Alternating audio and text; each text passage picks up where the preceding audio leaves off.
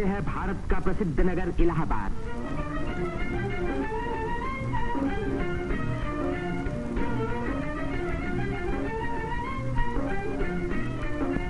यहीं पहल उत्तर प्रदेश में एक विश्वविद्यालय की स्थापना हुई। इसी वजह से ये नगर उत्तर प्रदेश की शिक्षा और सभ्यता का केंद्र माना जाता है। पंडित मदन मोहन मालवीय, पंडित गोविंद वल्लभ पंत और अनेक प्रतिभाशाली व्यक्ति इसी विश्वविद्यालय की देन हैं, जिन पर आज देश को गर्व है। ये है हमारे प्रधानमंत्री पंडित जवाहरलाल नेहरू का निवास स्थान, आनंद भवन। भारतीय राजनीति का ये एक प्रमुख केंद्र रहा है। इस नगर को तीर्थराज प्रयाग भी कहते हैं। यहीं गंगा और जमुना का संगम है। इसी संगम में गुप्त सरस्वती नदी भी आकर मिलती है। इसीलिए इस स्थान को त्रिवेणी संगम कहा जाता है। त्रिवेणी बहुत पुराने जमाने से भारत का एक पवित्र स्थान माना जाता है। सृष्टि की रचना की शक्ति प्राप्त करने के लिए यहाँ ब्रह्मा ने यज्ञ और तपस्या की। लक्ष्मी की प्राप्ति के लिए विष्णु ने भी यहीं तपस्या की। यहीं स्नान करके भगवान शंकर ने त्रिपुर राक्षस के वध करने की शक्ति प्राप्त की। और यहाँ महात्मा बुद्ध ने संसार को सत्य का संदेश भी सुनाया। समुद्र मंथन के बाद जयंत के अमृत का घड़ा लेकर जाते समय एक अमृत कण छलक कर यहाँ गिरा और तभी से इस स्थान पर कुंभ मेले का महान पर्व आरंभ हुआ। इस वर्ष भारत का सबसे बड़ा कुंभ मेला इसी स्थान पर हुआ। इस मेले में लगभग 1 करोड़ व्यक्ति त्रिवेणी में स्नान करने के लिए आए। सदियों की गुलामी के बाद स्वतंत्र भारत का ये पहला कुंभ मेला था। त्रिवेणी में स्नान करके तन, मन और आत्मा को शुद्ध करने के लिए ही यात्रियां आते हैं। योगी और सन्यासी, गरीब और अमीर सभी प्रकार के लोग यहाँ इकट्ठे होते हैं।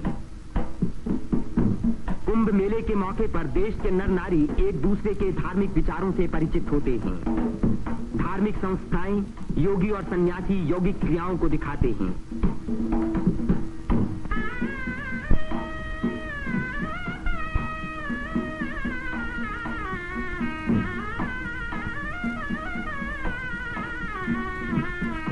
धार्मिक विचारों पर तर्क वितर्क होते हैं और देश के गौरवपूर्ण प्राचीन रहस्यों का उद्घाटन होता है।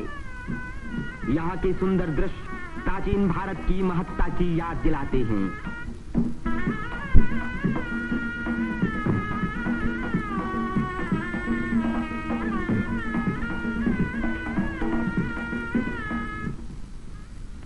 मेले के धार्मिक रूप के अलावा उसके दूसरे दृश्यों में सुंदरता और स्वतंत्रता का रंग चमक रहा था। रंग बिरंगी चूड़ियां, देवी देवताओं की मनमोहिनी मूर्तियां,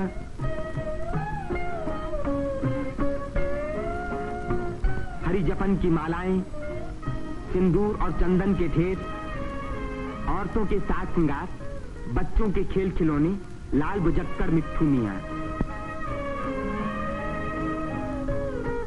तीर्थ यात्रियों की सुविधा और सुरक्षा के लिए और स्वतंत्र भारत के इस महान पर्व को सफल बनाने के लिए उत्तर प्रदेश सरकार ने अपनी ओर से कोई कसर उठा न रखी। मेला शुरू होने के कई महीने पहले से ही सरकार की ओर से तैयारियां शुरू हो गई थीं। उबड़ खाबड़ जमीन को समतल बनाने के लिए बुलडोजर जैसी बड़ी बड़ी मशीनों से जमीन की सतह ठीक की गई।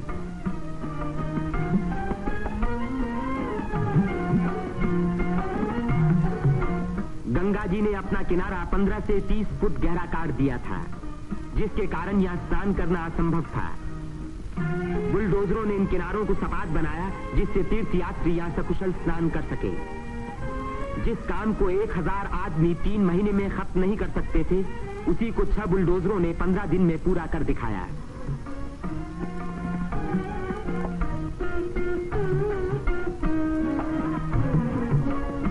फौजी इंजीनियरों ने सड़कों पर बिछी रेलवे लाइनों के ऊपर पुल बनाने में बड़ी मदद की।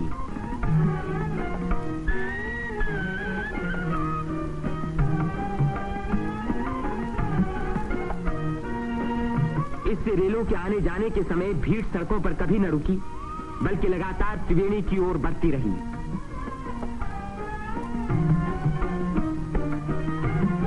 जगह की कमी के कारण ज्यादा लोगों के रहने का इंतजाम गंगा के पूर्वी तट पर झूसी की ओर किया गया।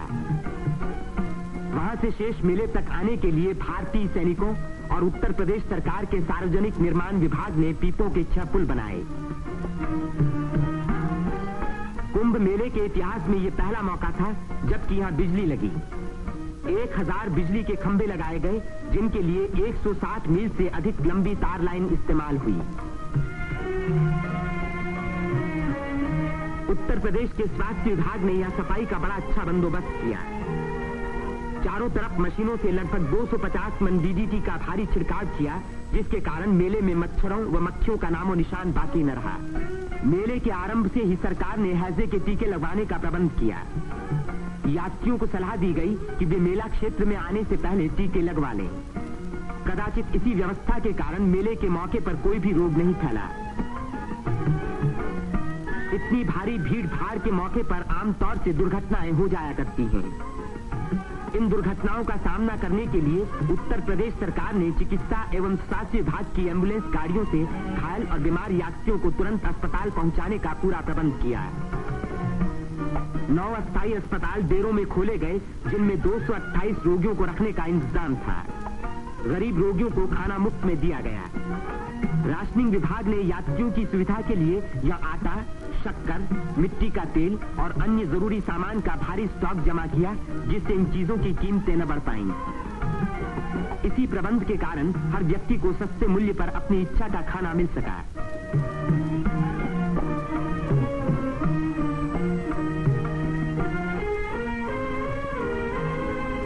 सेवा समिति, अग्रवाल समिति और भारत स्काउट्स एंड गाइड्स जैसी स्वयंसेवक संस्थाओं ने यात्रियों के मार्ग निर्देशन, उनकी सुरक्षा और घायलों का प्राथमिक उपचार किया।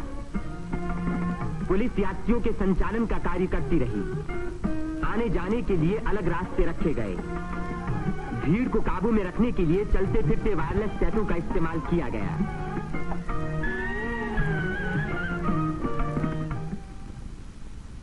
भूले भटके लोगों को खोज निकालने और उनको उनके घर वालों तक पहुंचाने का खास इंतजाम किया गया।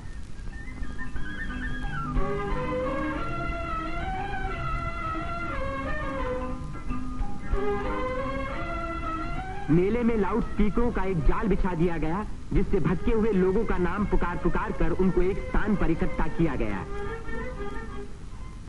मेले के आरंभ होते ही उत्तर प्रदेश के मुख्यमंत्री पंडित गोविंद वल्लभ पंत ने मेले के बंदोबस्त का मुआयना किया। इस तीर्थ स्थान पर जमा हुए लाखों मेहमानों के सुख सुविधा की उन्हें बड़ी चिंता थी।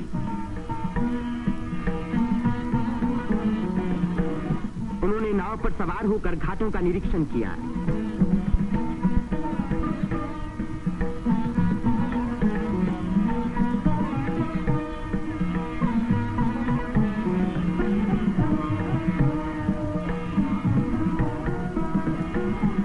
उन्होंने पीपे के पुलों को भी देखा। ये अखाड़ा जो ऐसे ही एक पुल को पार कर रहा है, पुल की मजबूती का सबूत है।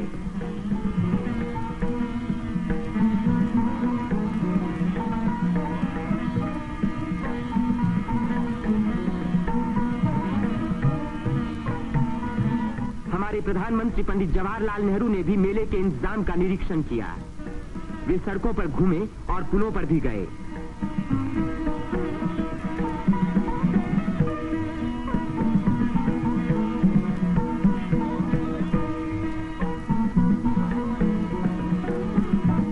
अन्य स्थानों को भी देखा भाला।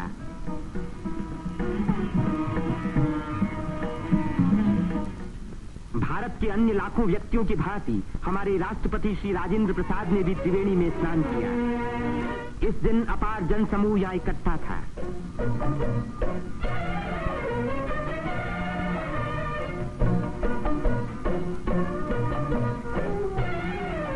हर घाट पर लोगों की भीड़ स्नान कर रही थी।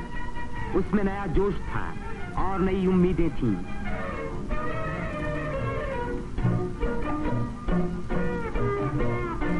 ये दृश्य जाहिर कर रहा था कि इस भीड़ की महान रचनात्मक शक्ति के कारण देश का भविष्य उज्जवल है। उसकी इसी शक्ति के कारण हमारी उन्नति के बड़े से बड़े कार्य अवश्य सफल होंगे। जिस स्थान पर मनुष्य और देवताओं ने यज्ञ किए और भविष्य का संकल्प किया, उसी स्थान पर इन नर नारियों ने आज भारत को फिर से बलवान और सुखी बनाने की प्रतिज्ञा की। और भारत की स्वतंत्रता को अमर रखने के लिए अपने शरीर में एक नए प्राण को जन्म दिया।